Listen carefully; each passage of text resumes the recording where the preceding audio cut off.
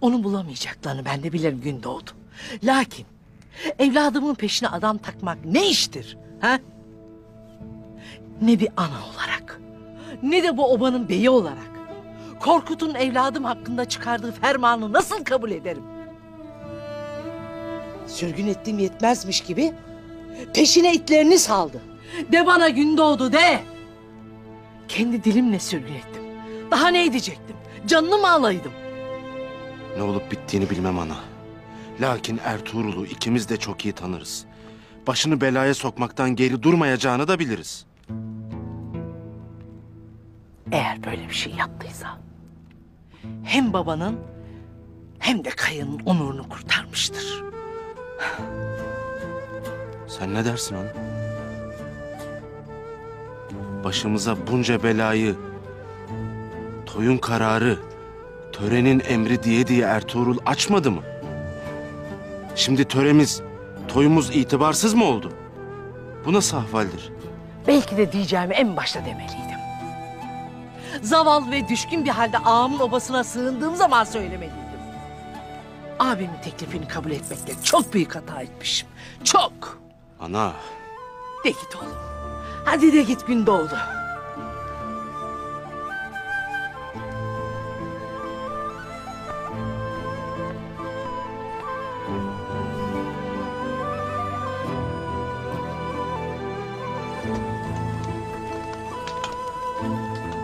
Eksik bir şey kaldı mı? Kalmadı Aytun Hanım. Tüccar Efrasiyap gelmeden hazırlıkların hepsi bitmiş olacak. İyi.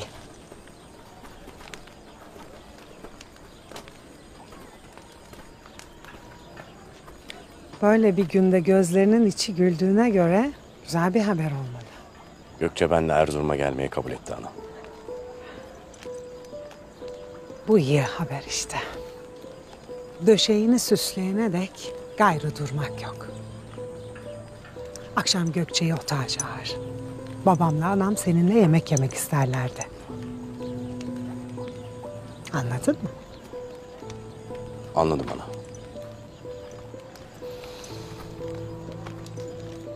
Sakın ola ki bu cavcavlı günler geçene kadar Hayma Ana'nın kalbini kırma. Gökçe'yi döşeğine alıp avrat yapmana engel bir tek o var bu cihanda. Sakın unutma. Öyle ya da böyle Ertuğrul belasından kurtulduk. Vakti gelince Hayme de köşesine çekilecek. İşte o vakit. Dodurgayla Kayı'nın sırtı bir daha yere gelmez. Yeter ki başımızda babanla sen olasın oğlum.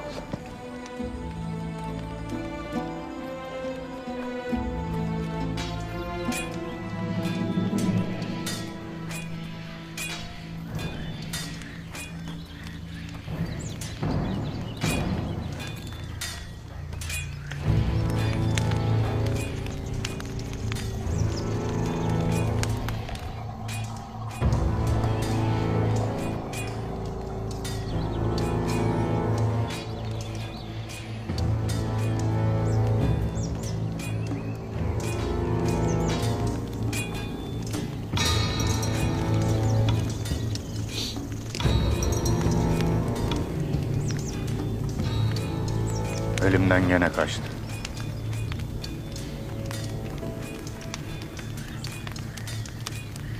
O kaçtıkça içim daha da daralmakta.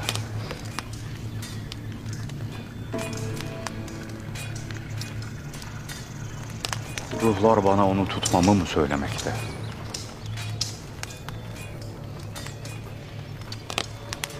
Sanki Ertuğrul'u tutmaz isem her şey boşa gidecek gibi gelmekte.